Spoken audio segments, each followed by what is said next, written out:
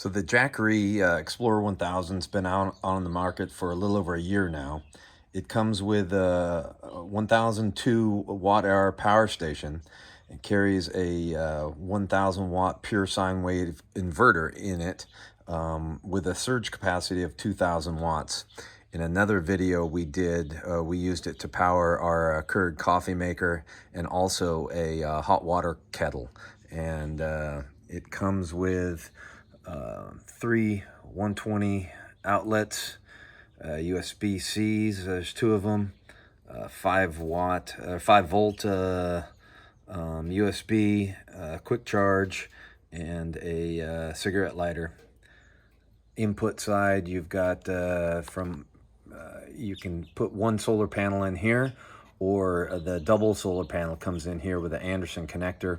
The plug adapter into your wall socket will go in here, as well as the cigarette lighter adapter in your car.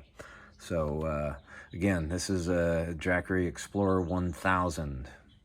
All right, for the next test of our Jackery 1000 portable power station, we are going to test our new portable fridge.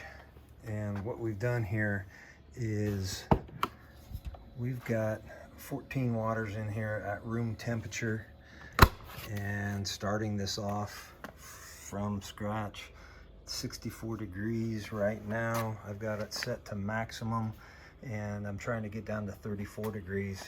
And I've got our two 100 watt solar panels hooked up to the Explorer 1000, and just kind of want to see what this thing does. We started out at 100%, and right now the ice chest is taking 52 watts on max, and we're putting in 67. It's capable of doing more than that with the solar panels, but it only needs the 67 just to keep it at 100%. So I'll let you know how long it takes. All right, we're about an hour into this test. Ambient temperature's about 75 degrees out. So far, solar panels are keeping up. We're at 99% full. The temperature on the fridge is now at 52, so it's gone down 12 degrees in an hour. So that's it's making progress, and the solar is totally keeping up with it. I'm gonna 2 hours in, and we are down to 46 degrees, 97% full on the Jackery. So basically full 47 watt output from the powered ice chest. All right, just under 4 hours on this test, and we are at 39 degrees in the fridge. Jackery is at 98%, still getting 60 watts in, 44 out. So now that the fridge has gotten cool, we're going to use a lot less power. And I want to see how this does overnight, just holding the temp of the fridge, and what percentage we'll be at in the morning. Just as an FYI, the temperature today topped out at about 76, and right now it's 74 degrees, and we started at 75. So the it was pretty warm, and the cooler was in the sun, so it wasn't helping. And again, we started with room temperature on the drinks that went inside and everything. So this is a pretty tough test for it. All right, so sun has set. Cooler is at 37 degrees, and the Explorer 1000's at 100%, no input from the sun, and it's using 43 watts because it's still trying to cool. So we'll see what it looks like in the morning after maintaining temperature. I think I've got it set to 36 overnight. All right, it's about 6:15 in the morning. No sunlight yet on the panels. Just wanted to give you a quick update here. We are at 37 degrees on the cooler. Again, we just got the 14 water bottles in there. And the Jackery is at 90%. I went ahead and it's still in max mode. I could switch that over to eco if I wanted, but let's see, 16 hours later, no power input at all other than solar, and we're at 90% on the Explorer 1000. Pretty impressive.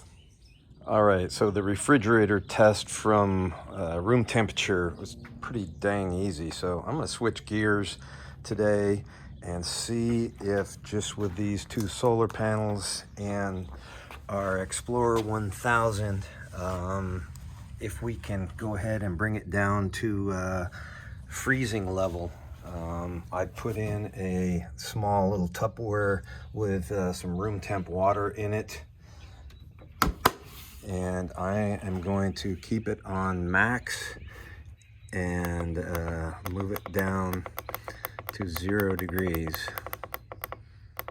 and see if this thing can actually pull it off during the day. It's supposed to be about 75 to 80 degrees today, and the cooler's in part sun.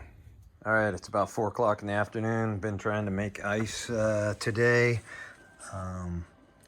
We are doing pretty good on solar, 99%. Got 40 out and 50 in. The sun's still up, so we're getting solar there. The cooler, I've got it set at 0. It's currently at 5 degrees. And well, the only thing in here is this, and you can see there's a little bit of water left, but it's fairly solid. It's pretty good. Up high in the cooler, it's 37. So down lower, it's going to be colder, and it obviously is freezing that. So that's a pretty good test. It's about 75, 78 degrees outside, and the cooler is partially in the sun there, as you can see. All right, so overnight in freezer mode, max output, we're at 3 degrees on here, and our Jackery is at 76%, no input. So, and this is a pretty tough test because this is pretty empty, so you're trying to freeze just air in here and keep it cold. If it was full of ice, it would be way easier just to maintain. So, pretty good test. One last test I want to run before our big cross-country trip. I have our solar disconnected from the Explorer 1000.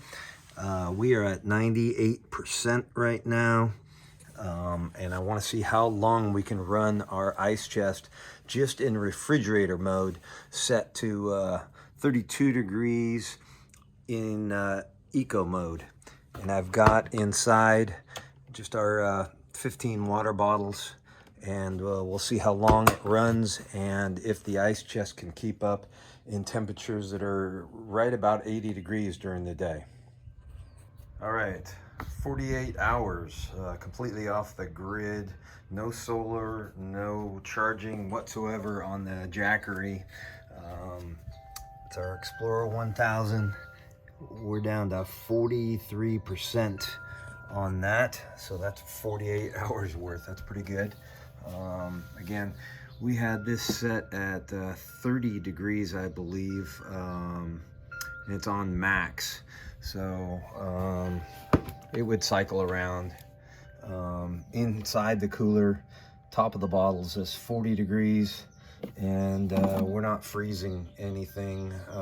So this is probably how we're gonna run for our trip, in refrigerator mode at 30 degrees, nothing freezes, and it's good refrigerator temperature in here.